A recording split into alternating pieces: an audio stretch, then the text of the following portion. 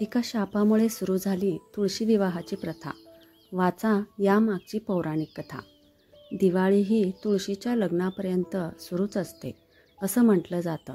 तुळशीचं लग्न झालं की दिवाळी संपते. कार्तिक महिन्यातील प्रबोधिनी एकादशी ते कार्तिक पौर्णिमा म्हणजेच त्रिपुरारी पौर्णिमेपर्यंतच्या 4 दिवसात कधीही तुळशीचं लग्न घरोघरी लावलं जातं. हिंदू धर्मात तुळशीच्या लग्नानंतर विवाह मुहूर्त सुरू होतात. आपल्या कुठल्याही सणाची एक गोष्ट असते, तशीच ती तुळशीच्या विवाहाची आहे. ही प्रथा कधी सुरू झाली, याचं कारण काय, या सगळ्या गोष्टी एका कथेमध्ये आहेत. तुळशी ही पूर्वीच्या जन्मात वृंदा या नावाने ओळखली जायची. मथुरेच्या कालनेमी या दैत्य राजाला मुलगी झाली. त्याने तिचं नाव वृंदा असं ठेवलं. तर ती वृंदा लहानपणापासूनच भगवान विष्णूची भक्त. वृंदा जशी मोठी झाली तसं तिचं लग्न जालंधर नावाच्या एका राक्षसाशी करून देण्यात आलं. आता हा जालंधर कसा जन्मला याची पण एक कथा आहे. स्वर्गाचा राजा इंद्र आणि महादेव शंकर यांच्यात एकदा भांडण झालं आणि दोघांची लढाई सुरू झाली.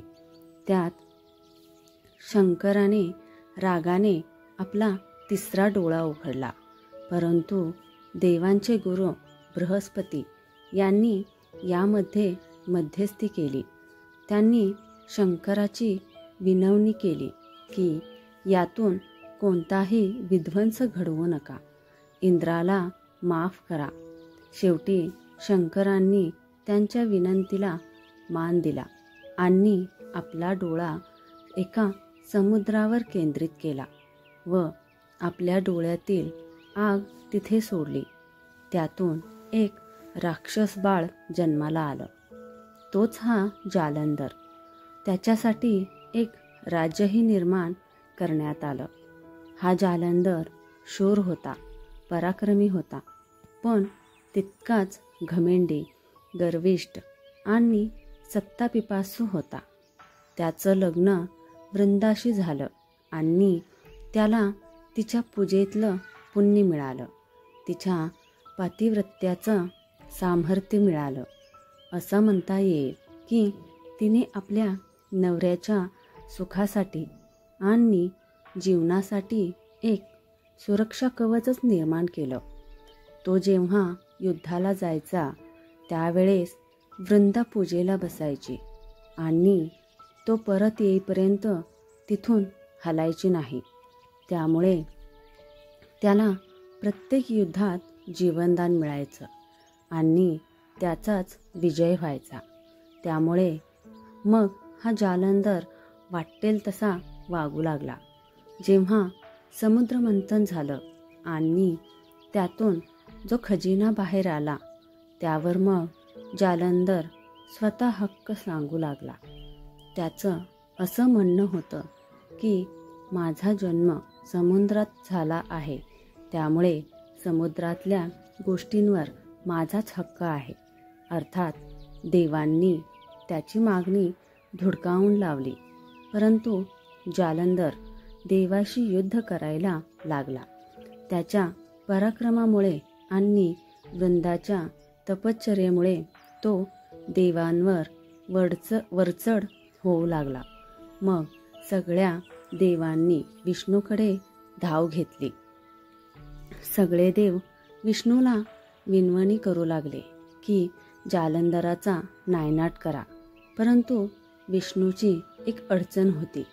ती म्हणजे लक्ष्मीने त्यांच्याकडून वचन घेतले होते की भगवान विष्णू जालंधराला मारणार नाहीत, कारण लक्ष्मी ही देखील समुद्राचीच कन्या. त्यामुळे जालंधराला ती भाऊ समजत होती. भावाचा वध आपल्या नवऱ्याच्या हातून होऊ नये असा तिचा उद्देश होता. त्यामुळे भगवान विष्णू देवांना मदत करू शकत नव्हते. याचा परिणाम हाच झाला की शेवटी युद्धात जालंधराचा विजय झाला आणि जालंधर हा स्वर्ग, पृथ्वी आणि पाताळ या तिन्ही लोकांवर राज्य करू लागला. यामुळे देवांना पळता भोई थोडे झाले. मग सगळ्या देवांनी नारदाला मदत करण्यासाठी साकडं घातलं. जालंधराचा वध कसा करायचा याचा एक दुसरा पर्याय देखील देवांनी शोधून ठेवला होता. केवळ भगवान शंकरच जालंधराचा वध करू शकत होते. परंतु भगवान शंकर स्वतःहून युद्ध करणार नव्हते. म्हणूनच शंकरांनी युद्ध करावं यासाठी देवांना नारदाची मदत हवी होती. नारद देवांना मदत करायला तयार होते. ठरल्याप्रमाणे नारद जालंधराला भेटायला गेले आणि तिथे त्यांचं बोलणं सुरू झालं. नारदांनी त्यांच्याकडे असलेल्या सगळ्या गोष्टी बघितल्या.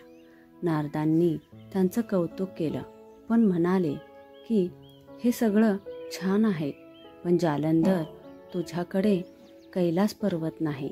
आणि नारदाने कैलास पर्वत किती सुंदर आहे याचं वर्णन करायला सुरुवात केली.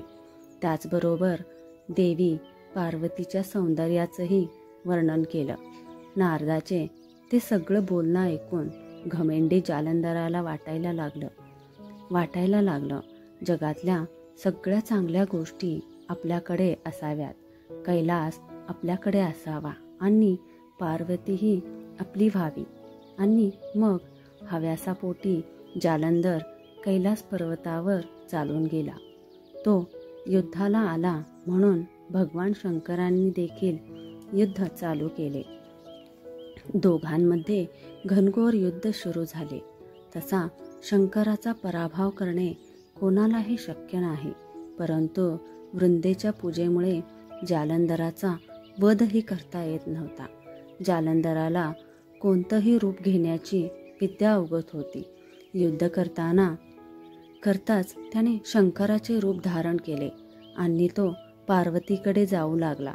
परंतु पार्वतीने शंकराच्या रूपातील जालंधराला ओळखले आणि तिने जालंधरावरती हल्ला केला.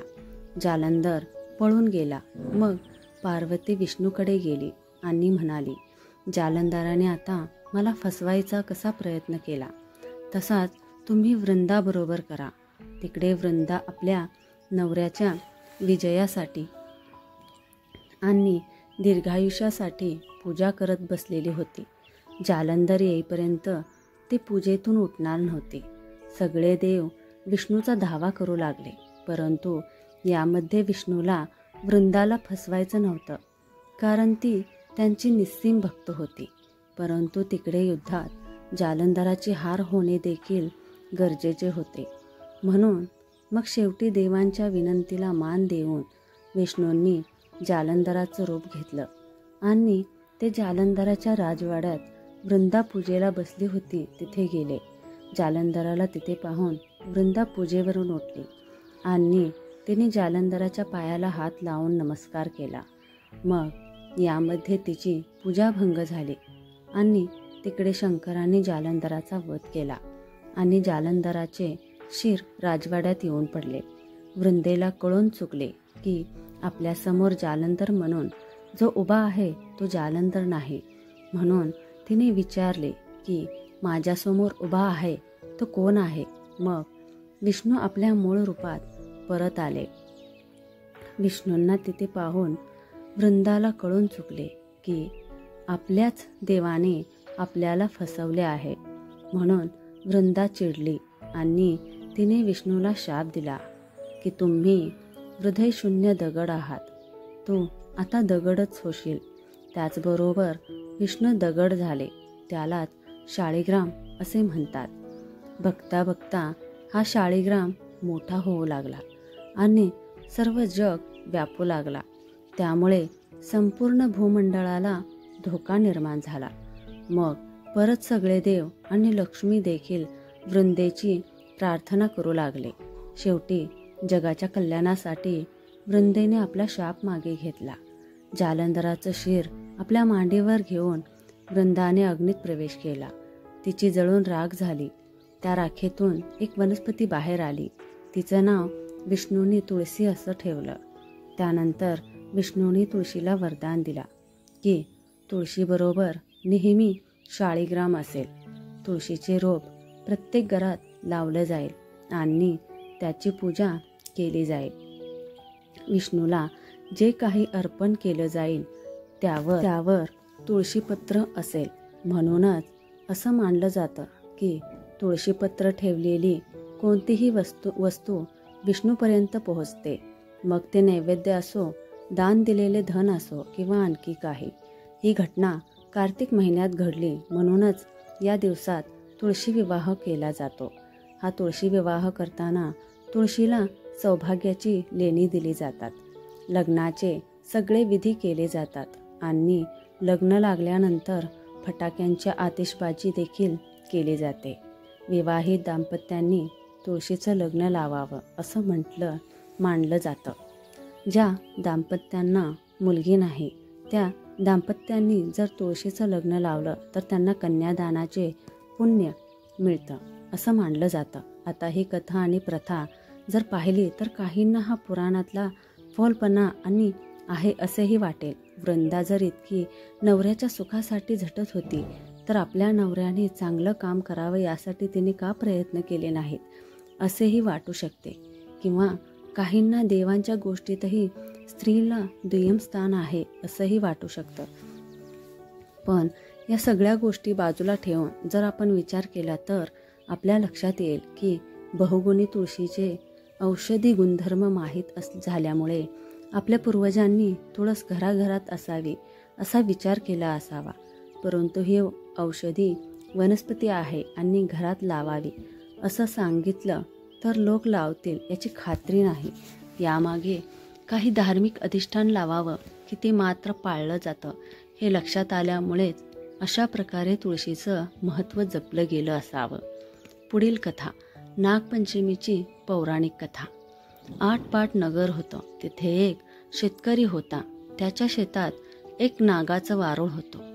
श्रावण मास आला, नागपंचमीचा दिवस. शेतकरी आपला नित्याप्रमाणे नांगर घेऊन शेतात गेला. नांगरता काय झाले, वारुळाची नागांची नागकुळं होती त्यांना नांगराचा फाळ लागला व ती लवकरच मेली. काही वेळाने नागिन तिथं आली. आपलं वारूळ पाहू लागली. तो तिथं वारूळ नाही आणि पिल्लेही नाहीत. इकडे तिकडे पाहू लागली तर तिला रक्ताने भिजलेला नांगराचा फाळ दिसला. पुढील कथा ऐकायला चॅनलला सबस्क्राईब करा. धन्यवाद.